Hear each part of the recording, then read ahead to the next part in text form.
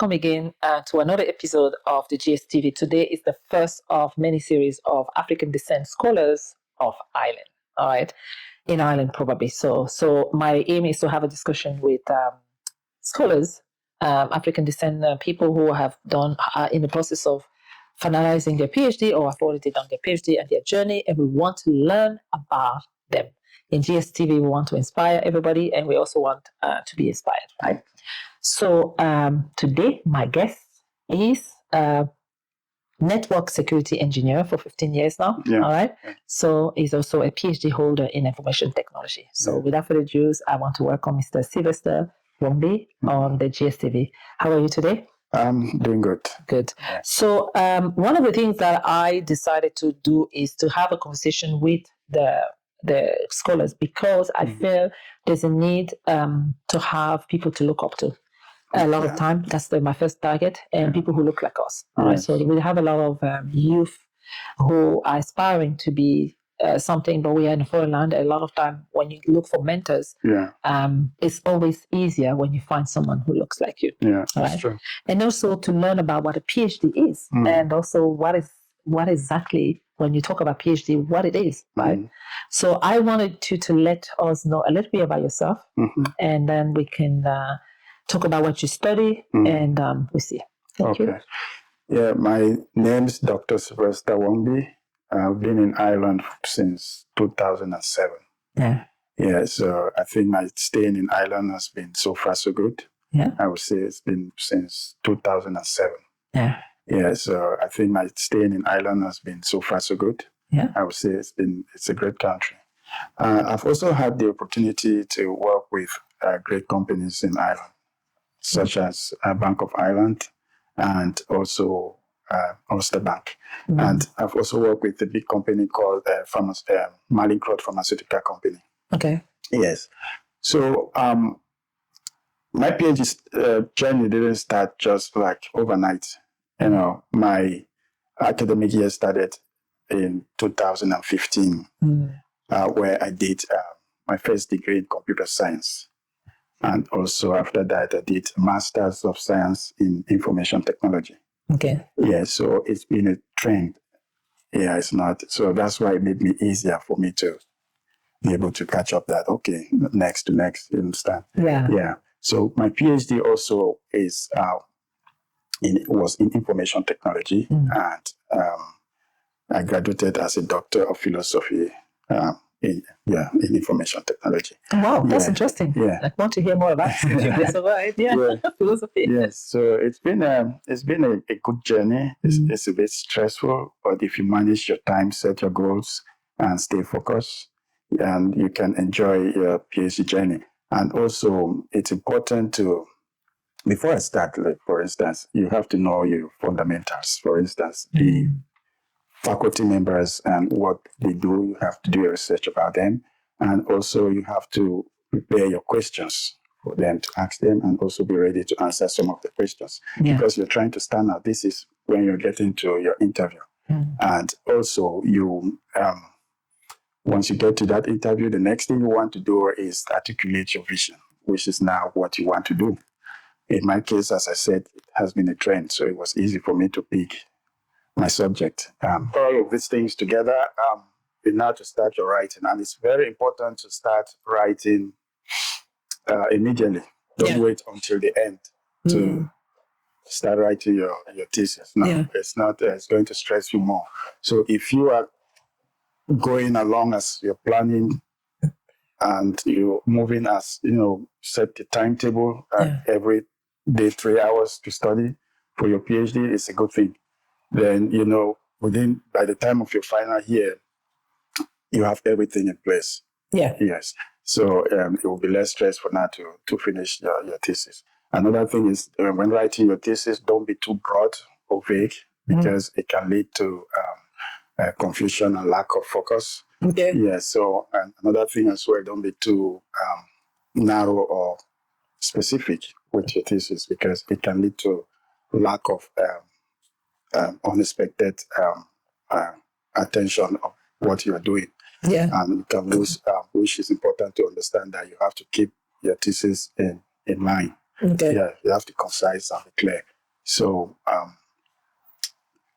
PhD is also something that it doesn't mean it will take all of your time Okay. to do it. You can do exercise, you can go for movies. So basically, you have a life. You have a life as well. It's not only Yeah. all focused on studying. No. Yeah. You can have a life. And you can also take a full-time job, no problem with that. Okay. Yes. I thought it wasn't allowed. No, you can do that because you can be working and also doing your research. Another thing is for you not to be too ambitious. Okay. Yes, because if you are too ambitious, it can lead to unrealistic expectations. So when you say too ambitious, it's ambitious in terms of what? In terms of the choice, the field that you select, the research you're ambitious doing? like going too high, you want to write too much, Okay. It's like all right. preparing your sauce and then putting too much of Maggi. You have to find a balance. That. Yes. So to get the balance also now you need your supervisor. Keep in regular communications with your supervisor. It's very important because he is there to guide you, to help you see through. And the more you're communicating with your supervisors, he understands that you are there for till the end. Yeah. Yes. They have that confidence also with the faculty you are learning. Yeah. So it's a good journey. I would say. Yeah. But what I want to bring, you're bringing up a lot of tips and things, the do's and don'ts and the advice. So we can focus a little bit on your first before we go into your journey of this. So I want to bring back the field that you study. What was the objective for your research, and the reason behind your choice? Did it just fall into place that a continuation of what you were already doing in university? Yes, it fall in place. That's why I say it was a trend. So what I studied was my thesis was on cloud security. Okay. Yes, because you have information technology, then what do you want to do under that? So mine was cloud security, which is mostly to identify the loopholes of threat in the internet world or in the cloud environment. Yeah, because you have people like companies like Google and Amazon who provide cloud infrastructure to companies who wants to save their files and data. Yeah. So they need security to keep those data. Yes. So it's important to, that was why I selected that trend, because again, where the world is moving, we are moving into technology, but now AI is taking over. That is the next step, which is interesting, because with AI now, it means there will be less jobs in some sectors. There is already less jobs in some sectors. That's the problem. There is already less jobs, so AI is expected. Yeah. So that was the main objective. So the journey to pursue your study in Ireland. I'm more interested in the journey. Yeah. And you alluded in some of the do's and don'ts and the things that you need to think about before you start and while you're doing the expectation that you set on your thesis and on the research you're going to do. But my main thing is when you were pursuing your learning experience and on the tips, is there challenges as a non-African, non-Irish descent, or how is it like to study in Ireland, do your PhD in Ireland? What are the things that we need to think about? I think the Irish people are friendly. Okay. Yes, they are friendly, most of them. And if you meet them and you talk with them one-on-one, they want to listen and try to help where they can. Yeah. For instance, because during your PhD, we want to also attend conferences, workshops, seminars. There you meet peers, especially people in your field. When you're talking with them, they're kind of ready to respond and to lead you to the right directions. I don't think there is that challenge of us, of our descent, to get to talk with people, Irish people. Yeah. Okay. Yeah. So it's a big community of in your field, especially like how is the demographic like? The demographic in my field is small. Okay. Because it's new. Yes. Actually didn't know you can have a PhD on cloud computing. Exactly. So it's security, new. Yeah. So I was the only one who graduated as Doctor of Philosophy Information Technology. Yeah, I was the only one. But what I did was that I kind of do a research myself and also try to talk to most experts who are working in my field. Yeah. That was what I did. That was what helped me to be able to grow. To grow, yeah. Through my research. What are the key challenges that you've seen in your journey as? So how long is the PhD for anybody who's oblivious of what it is? How long does it take? It depends. It takes 4 years, 5 years. It depends on the university you're attending to. Yeah. And you can take it can be 4 years where you can be able to do it in 2 years or 2.5 years. Yeah. Now it depends on you, how fast you want to go. Okay. So, and it's more easy, as I said, with somebody who have already laid the foundation from the beginning and following your trend all the way. Yes, so it's easier that way. But if you are somebody, maybe you were doing something else, and then now you said, okay, now I want to do this one. Yeah. Another thing. You change it. You change the subject. Yeah, the subject, Yes, then it becomes a bit difficult for you. Okay. But it doesn't mean you can't make it at the end. Yeah. You will be able to make it, Yeah. So you haven't faced challenges, basically? My challenges mostly was working and studying. All right. Yeah, sometimes after work, you're tired. Okay.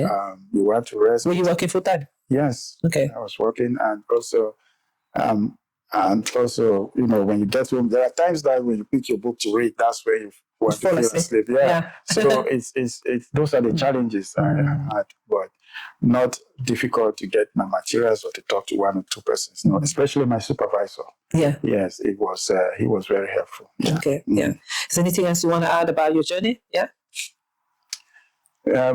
My journey, I don't think I have much. Okay. Yes. Journey, Tell us a little bit about the world of cloud computing as well. So cloud network security. How much has it evolved over time since how long are you going to do? You graduated last year, I suppose. Yes, I graduated last year in December. Well, the graduation was in June, but ceremony in December last year. So cloud computing mostly it's not in the cloud. Yeah.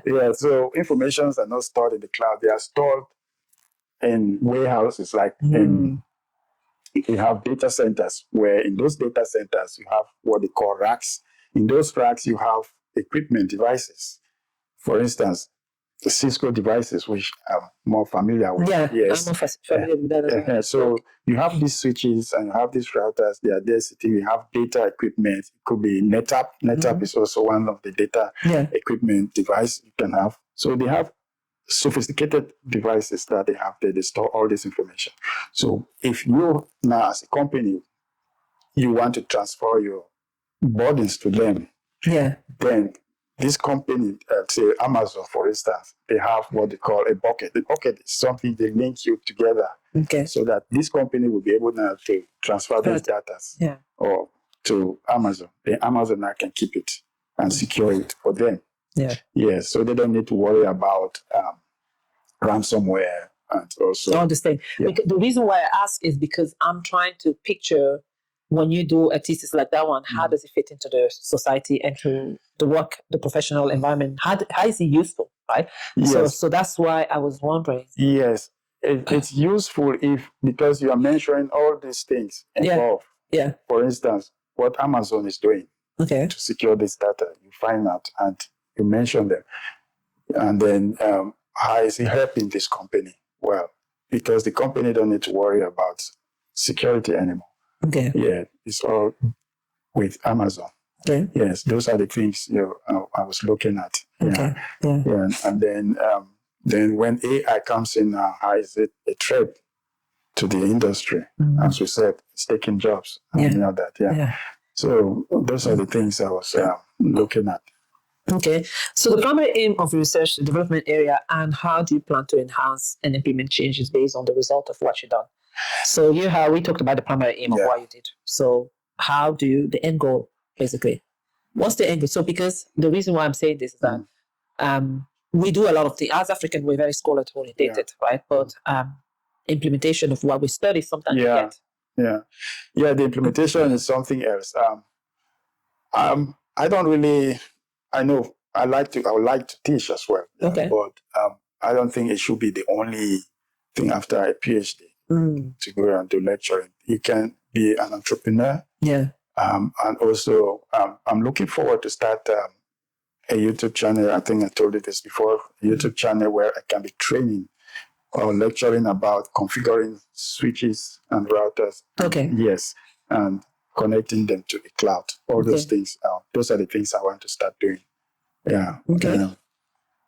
So that it can help maybe our community or especially the African descent. Yeah. When you were young, were you dreaming about? Is what you dreamed about doing what you did now? Was this that little boy running around the street of Bamenda? Did you say, I'm going to be doing network engineering? Is that what you, or is it? No. How did this happen? Oh no! Back home,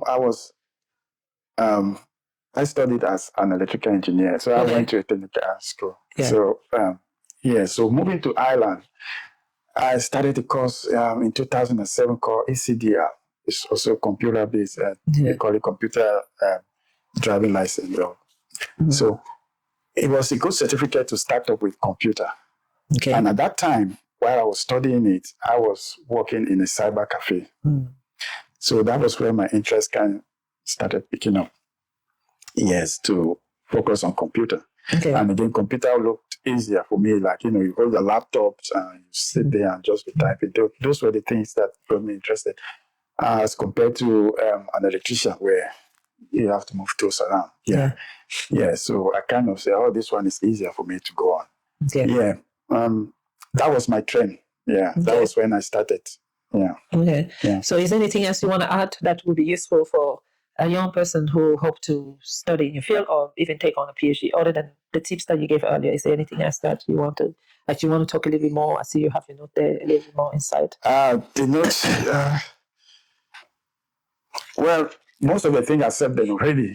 So, also because you don't need to be afraid to take up your PhD.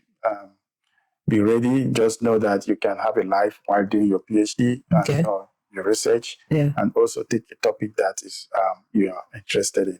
That's important. Yes. Yeah. Don't start on something where it will be boring to you along the line. You have to be interested. Well, because when you finish, it's the finish line that is important. It's the finish line that is important. I have to tell you the truth that I'm more interested in implementation, because I just don't want us to be overfed. Yeah. Intellectually overfed. Yes. I'm hoping. Do you hope to do something into your home country?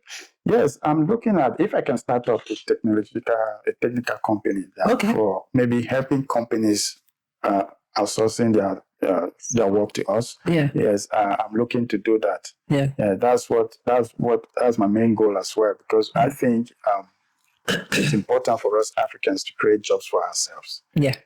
Yes, and so that, because if you look around, say in Ireland, the Indians, they are doing their own. Yeah. They are controlling manufacturers, Circle K, even they are entering Tesco at the moment. Exactly. Yeah. So we as Africans don't have to stay back. I think we should move along with them as well. Yeah. Those are my thinking. Yeah. So I want to thank you for your time. Yeah. I do appreciate having this conversation, because it's the first of many conversations I'll have with African descent in Ireland doing scholars. Yeah. And the idea is to inspire. But before I leave you, any fun fact about yourself? Sometimes I'm used to funny, but today I don't know what to say. Because we don't want to think that PhD holders are too serious. Is there something fun that any anecdote that you want to talk to us about before we leave? Anything funny that happened in your life or whatever? No. Yeah. Anything funny? He has to think. Yeah. Because my phone used to just come naturally as I speak sometimes. Okay. But this one looks very serious. So I'm just. I was thinking I would be able to put some fun in between, but it didn't happen. Yeah. Now, I would like to just really reiterate the fact that we need to have a representation. All right. Mm-hmm. So, how do you want people to reach out to you if they need anything in the field that you, especially the African descent? They can reach out to me through you, through GSTV. Okay. Because I think you have my contact, or also if you can put my contact, my email or LinkedIn. Okay. Yes. I'm ready to help and to direct. Yeah, I'm ready. Right. Because I've already helped some people. Yeah, I didn't put that there, but I've already helped some people with their PhD, and they have successfully. Oh, nice. Oh, yeah. That's good to know. So you've been a mentor. I've been a mentor. So you're open to mentorship. Exactly. Yeah. All right. Yes, and yeah. Okay. So, Dr. Sylvester, Yomi, thank you so much for being at the GSTV today. Thank you so much. It was nice having you today. It was great to meet you as well. All right. Thank you very much for this opportunity. Thank you. Yeah. Thank you. All right. Take care.